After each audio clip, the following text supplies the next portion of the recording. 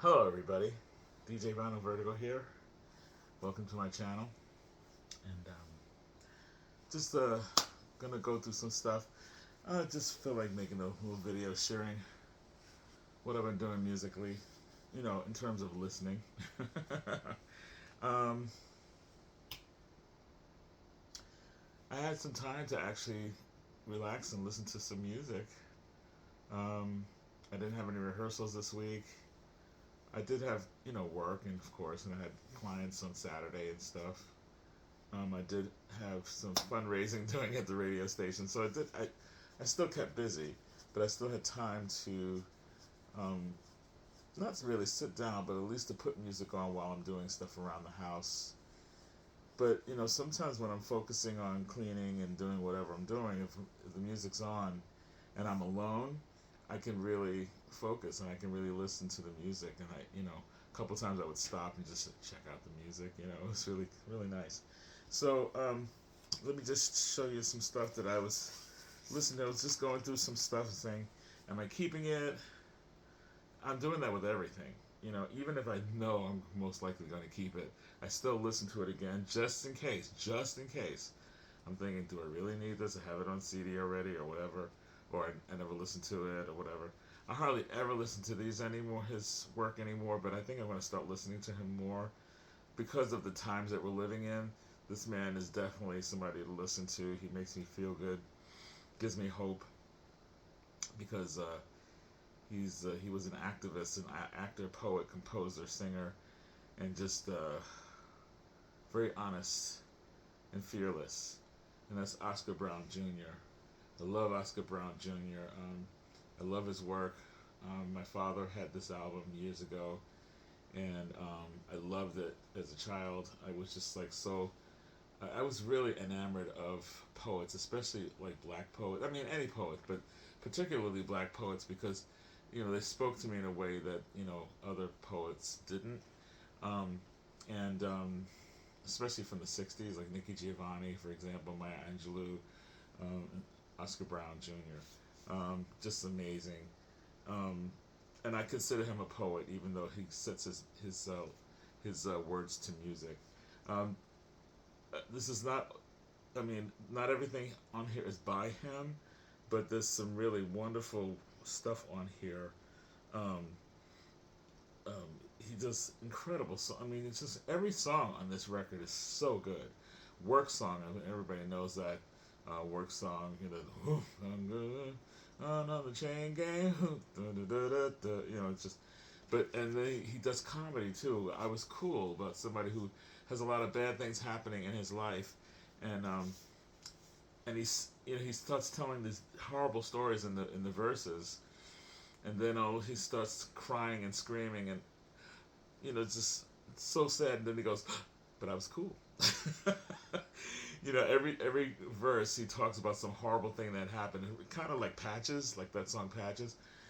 But and then when he finishes telling the story, he just starts to cry and scream and yelp and squeal and whine, and then he stops himself and goes, "But I was cool." I just think it's really funny. Bitter Men is a song about slavery. It's a song about bitter men meaning the slave trade, and he's hitting a gavel, and they're auctioning off slaves. That's what the song is about. It's a really heavy duty song. Signifying Monkey. Enough said on that one. Watermelon Man, which is just a great song. Someone Buy Me a Drink is alcoholism. He just does all this stuff. Rags and Old Iron. That Dare is really good. It's about a child who is inquisitive and he wants to know what is this, what is that, what is that, what is this. He just amazing, fun stuff.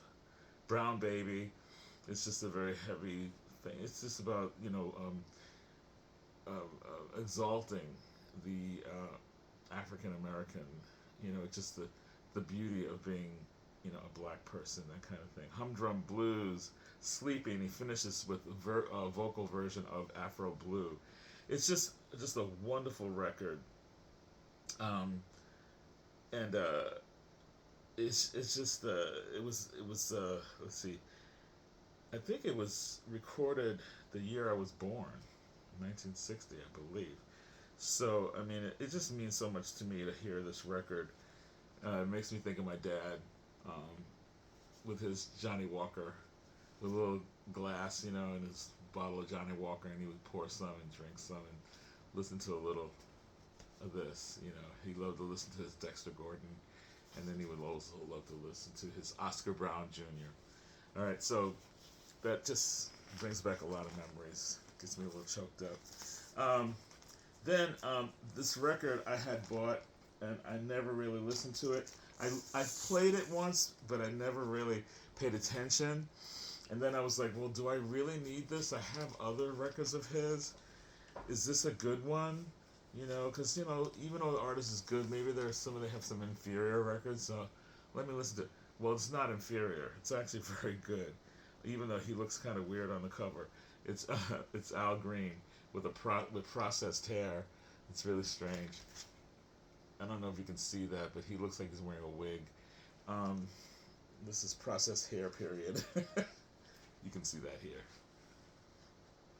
See that? Yeah. And this album is really good. There's a lot of covers on this. But the songs that the first song didn't blow me away. It's called Blow Me Down. And I wasn't really, I said, oh, maybe I could put this to the side. I don't know if I like this. It kind of has almost like a dancey beat to it. But not disco, just a dancey kind of beat. But it just didn't do anything for me. Lo and Behold was okay. And then Wait Here came in, and that was really good. Very, very soulful. Very almost, you could tell he was a church boy. And then he finishes up side one with his rendition of To Sir With Love, which I've never heard anybody else sing To Sir With Love other than Lulu. And Al Green doing The Sir With Love, it takes it on another. I mean, I absolutely adore Lulu's version of To Sir With Love. I mean, it chokes me up every time I hear it because I think of the film, the Sidney Poitier film. That was a brilliant film, I thought. And it was so heartfelt. And when Lulu sings that to the teacher in the film, it just, it just makes you want to cry. It's so beautiful that these kids who were total, like, juvenile delinquents, and this black man comes in there in this English school, and they're just like, they think they're gonna run over him, and by the end of the semester, they are pretty much all in love with this man, and it's just an amazing film about human connection. And anyway, the song really encapsulates that. But Al Green takes it to church, and it's just so beautiful. It's so beautiful the way he sings it. I just was blown away. The side two, the song that he does in side two, there's a song called King of All that just, it's typical Al Green that you love. It's just, how he just vamps and just continues, and he goes to church. He just goes to church. That's all I can say. And then he does a Burt Bacharach, Hal David song, I Say a Little Prayer. And he does a really good job on that. I mean, he owns these songs. When he sings them, he owns them. And then he sings Happy Days, which is I don't know, it's not Happy Days I Hear Again, not that. But it's a song called Happy Days. I don't know if he wrote that one, but it's a really nice, he did write it, yes. Happy Days, it's a really good song, really good soul song about, just feeling good, happy days. So this is a keeper. And the name of this album, I didn't tell you, is Truth and Time. Truth and Time. The glare. Okay. Al Green, Truth and Time. If you ever see this in the cheapy bins, because I found this really cheap, it's not a well-known, I don't think it's a well-known record of Al Green, but it definitely is something to check out. I mean, the vocal chops on here are just beyond, just incredible.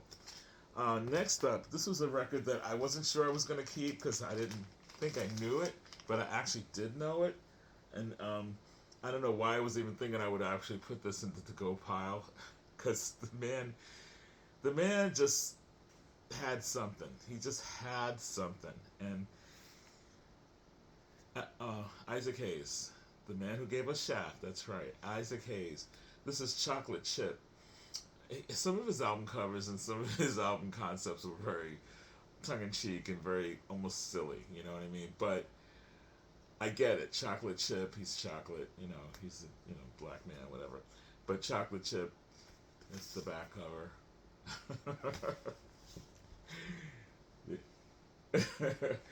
um, this is a really good record. I mean, I just didn't realize that Love and Feel. There's not that many songs. Of course, he does these really long, drawn out things.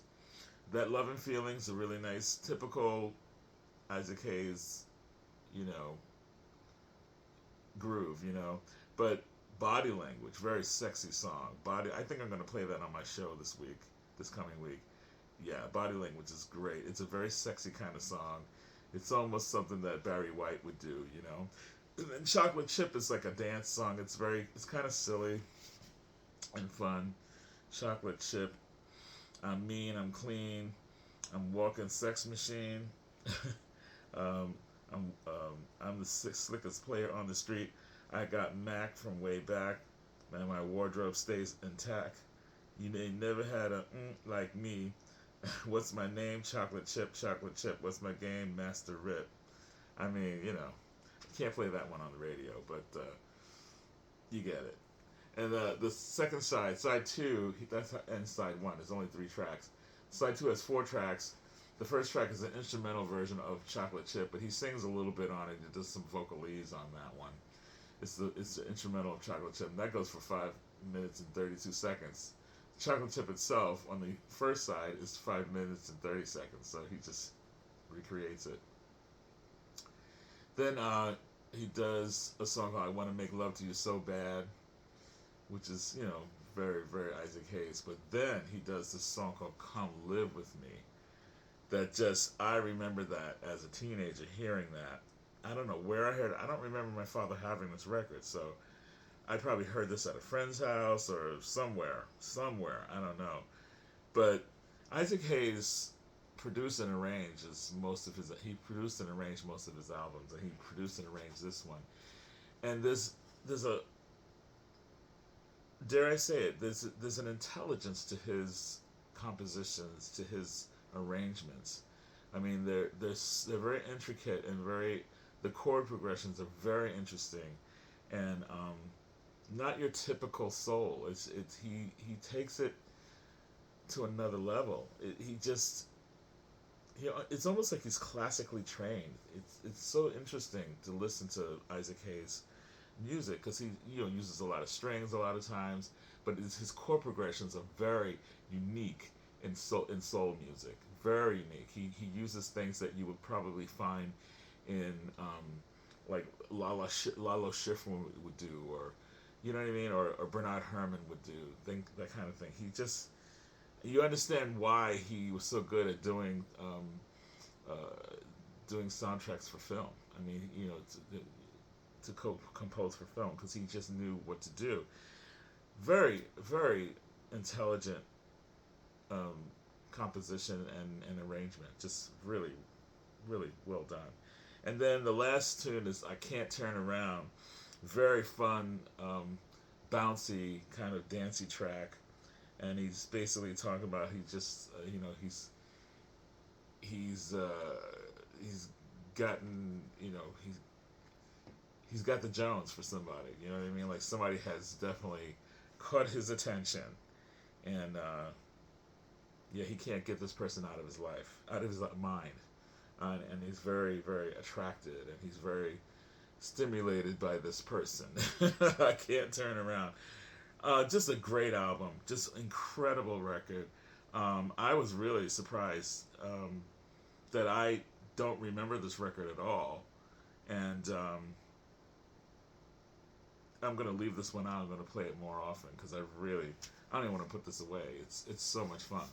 I'm so used to playing To Be Continued and Hot Buttered Soul. I'm used to those records and his live and Lake Tahoe. Those albums, and Black Moses, of course. Those are the ones that are heavily in rotation for most people. But I never thought about that. I know a lot of people like his Juicy Fruit, which is a very dancey record for him. But this record is really good. Chocolate Chip. If you ever see this, pick it up. It's good. It's really good. I only think I only paid like $4 for this, and it's in great condition. Next up is, I keep talking about my dad, but I can't help it. This record I listened to while I was cooking, and um, my father's favorite. I want to learn more about this guy. My father's favorite jazz guitarist, and um, this guitarist and Gabor Sazvo, I think his name is.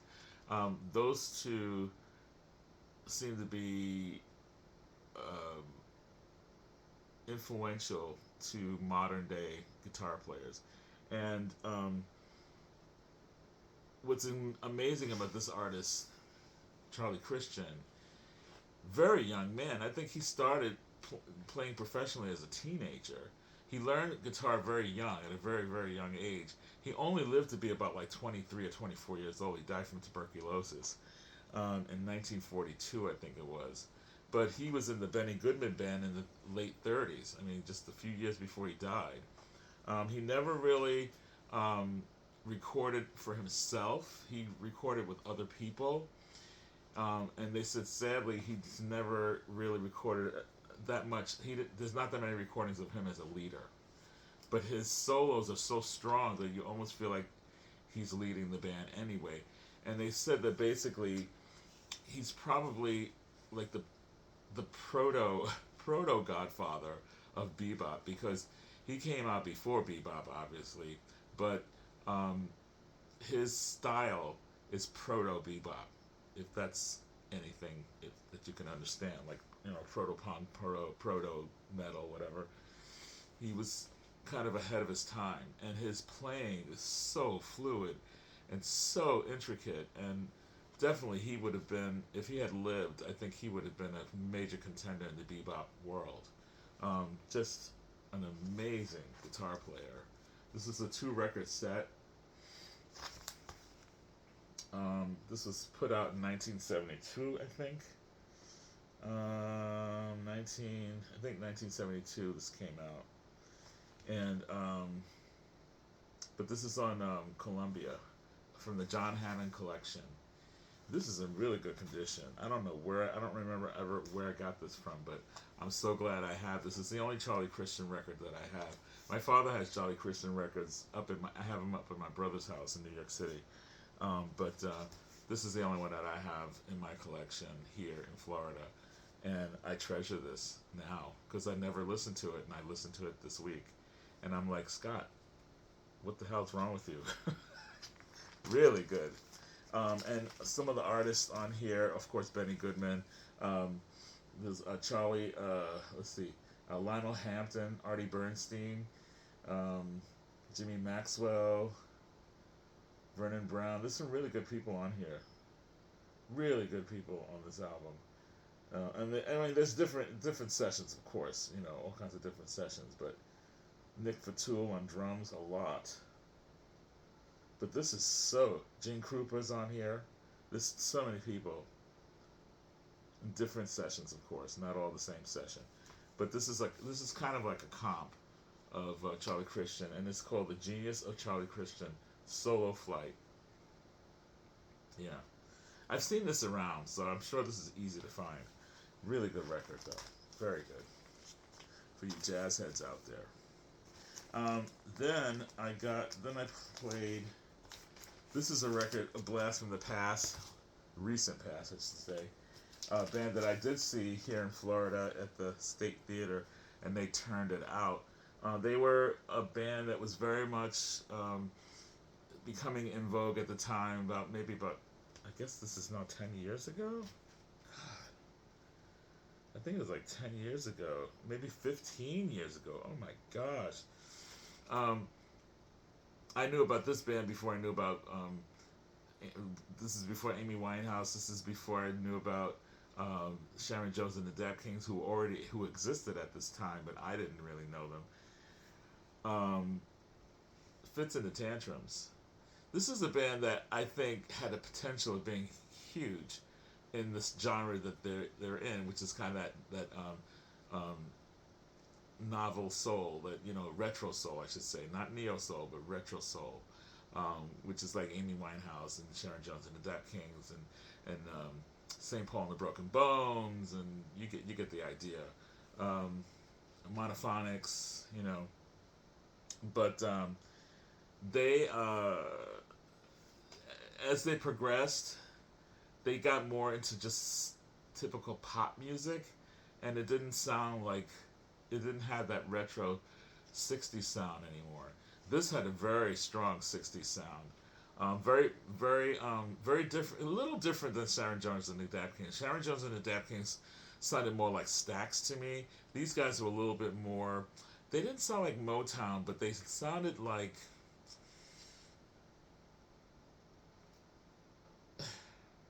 Creative Source, if you're familiar with Creative Source, which is kind of like a funkier version of the Fifth Dimension. Um, so that's where I think they fall in, and they it's Fitz singing and also Noel Skaggs, and they were incredible in concert. The energy level was just so. I mean, it just made you want to jump up and down. They were so good together. He sounds. Fitz has a vocal. His vocals are very much like Daryl Hall, and Daryl Hall has admitted, Fitz sounds like me. Yeah, he does sound like Daryl Hall from Hall and Oates, but just this is called "Pick Up the Pieces," and this has some great songs. "Breaking the Chains of Love" was a single for them, really good. "Darius the President" was also, I think, a single. "Picking Up the Pieces" was a single for them too, and they also had another song called "Don't Gotta Work It Out." I think that was their first single. This is like a second um, creation, rendition of the album, because they had another version of "Picking Up the Pieces." I remember, and it didn't have as many songs, I think, and then they redid it and put this out. But this became the actual first record of theirs, the one that everybody knows. But the big song on here was "Money Grabber." That still can grab you. "Money Grabber" has that really good sound. It's a real it's a driving kind of soulful song. It's very, very good, and it makes you want to jump up and dance, definitely. But they're kind of like a party band in a way. Um, just really good, and it's to me it's unfortunate that they evolved into more of a pop, just a pop band.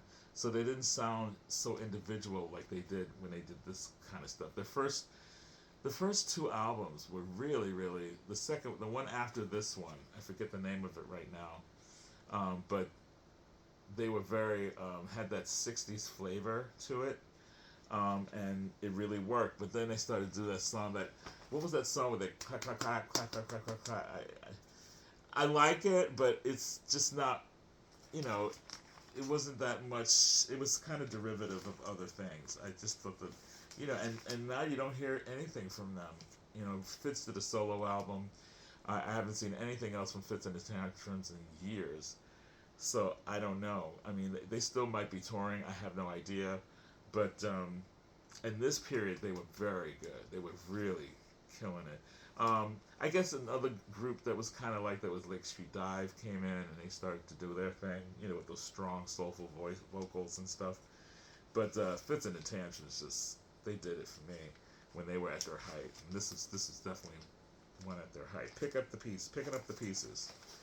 And then finally, I picked this up a couple months ago and I never pulled it out, but because I knew the songs, but I never, I heard them in the clubs. I heard the versions in the clubs. These are remixes of U2.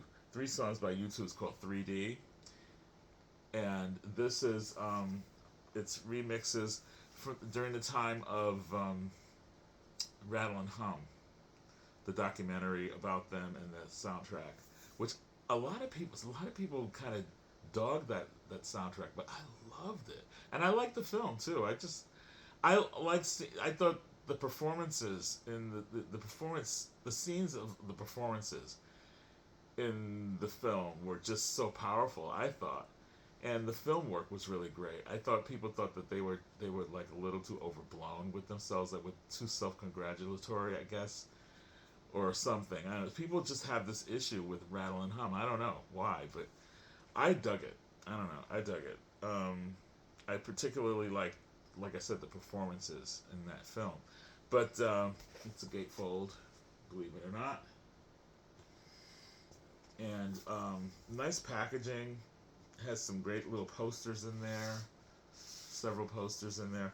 And this has three songs. The first side is When Love Comes to Town with B.B. King, live from the Kingdom mix. I don't believe it's really live, but I mean, or they just remixed the live track or whatever. 7 minutes, a little over, close to 8 minutes long. And it's really, I remember hearing that in the club. This version in the club, they really accentuate the drums and the bass, so it brings this really dance sound to it. So when Love Comes to Town, a dance version, really good. But it keeps the same spirit of the song. It doesn't turn it into some kind of EDM thing. It just kind of, it's just more pulsating. You know what I mean? And then so it doesn't destroy the original energy and intent of the song. You know. Then the side two, the same thing. God Part Two, hard metal dance club mix. It just accentuates certain parts of the some of the instrumentation, so it just gives it more of a dance, like a more of a thrusting, throbbing sound to it.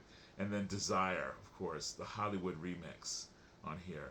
It's very. This is a really great club mixes of U2 songs, and I'm glad I got this. This was pretty inexpensive. I found this pretty inexpensive somewhere. So I don't see this around that often. So it was nice to get. So 3D, U2. And finally, I know I said I wasn't going to be buying anything until Record Store Day, but I went in to do something at Daddy Cool, and then I walked out with two records, and I was like, oh man. But they were cheap. I didn't spend a lot of money. The first one is a guy. It's an old acquaintance of mine who I met when I was living in New York and working at um, this antique store called. I worked at 0 to 60 and oh my gosh, Barbara and Daniel. Oh, they'll kill me. I can't think of the name of the store right now. But anyway, it was an antique collectible store in the East Village that I worked at. Dullsville. Oh my gosh, how could I forget? I worked at Dullsville. I managed it and worked there and everything. And he used to come in, especially when they were in town, you know, putting um, putting stock into the place. They were putting antiques and collectibles and jewelry and furniture. They would bring it in from Philadelphia, from Pennsylvania, and so whenever they were there, they would call him if he was in town, and he traveled a lot. And I'm saying he. It's a singer by the name of Chris Farlow, a contemporary of Van Morrison and Georgie Fame. They all like used to tour together and play together and that kind of stuff. He's a British soul singer, Chris Farlow, very similar to Georgie Fame, a little bit like Van Morrison, not as spiritual as Van Morrison, and his voice was a little bit more crusty and rough, more than the other two. He wasn't as smooth as the other two. His voice cracked more, and he just had this that kind of voice. But he does some really good versions of songs. He does "Reach Out, I'll Be There," the Motown song, that done by the Four Tops. He does "Out of Time" by the Stones. He does also "Painted Black" by the Stones on this as well. "What Becomes of the Brokenhearted," "It's Easier to Hurt Her," "Life Is But Nothing," "My Way of Giving," "You're So Good for Me." He does some really good songs. This is a really soulful record, I'm sure. I haven't heard it yet, and it says it came from Boyd and Hart Company in Eastlake, Ohio. I don't know what that is. I don't know what that is. That might be a radio station or a library or I don't know what, but it came from Ohio, and I got this for like $6 or something like that. It's in really good condition. Um, The cover's a little banged up. You know, it's old. So, um, but and this is produced by Mick Jagger, by the way, and arranged by Art Greenslade, which is very interesting on the Immediate label, Immediate Records. Chris Farlow, yeah, he's definitely a legend in the UK for soul music, Blue Eye Soul. And finally, speaking of Blue Eye Soul, but more of a rock edge, when he was with this band, as Steve Winwood was Traffic. It's actually, I got this Traffic live, and this is when a reunion concert, 1994 United States tour. This was This was done. This was recorded, not recorded, but released in 2020. It's an English pressing, and Steve Winwood, Jim Capaldi, Roscoe Gee, Randall Bramlett, Michael McAvoy, and Wilfredo Reyes Jr. are all in this, including a guest appearance by Jerry Garcia on Dear Mr. Fantasy. And they do Medicated Goo, 4,000 Headmen, Low Spark of High Heel Boys, Dear Mr. Fantasy, Different Light, and Give Me Some Lovin'. Yeah. I haven't listened to this yet either. But I read about it, and I watched some reviews, and it was stated that the the sound is really good. It's a good pressing, and they said that the recording is very, very good. It's very clear and really good. So I'm looking forward to listening to this week. So I'm going to listen to Chris Farlow and this week, amongst other things. I'm going to start pulling some other stuff to see what I can purge out of my collection to make room for this other stuff. And I did get a CD, the latest St. Paul and the Broken Bones. And this is called St. Paul and the Broken Bones.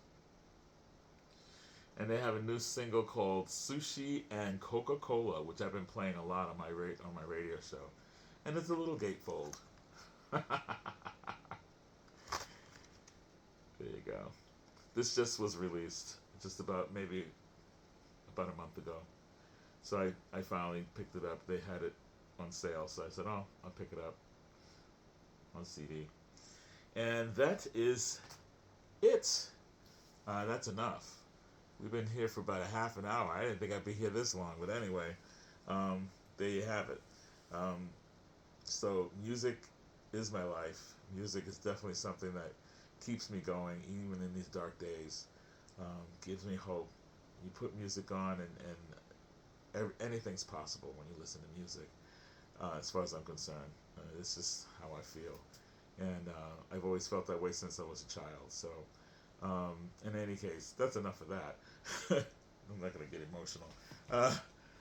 Keep listening to great music. This is DJ Vinyl Vertigo saying peace out and have a wonderful week. We'll see you soon with the next chapter of the Shaka Files. We'll see when I'm able to record that. But anyway, have a good night. Take care.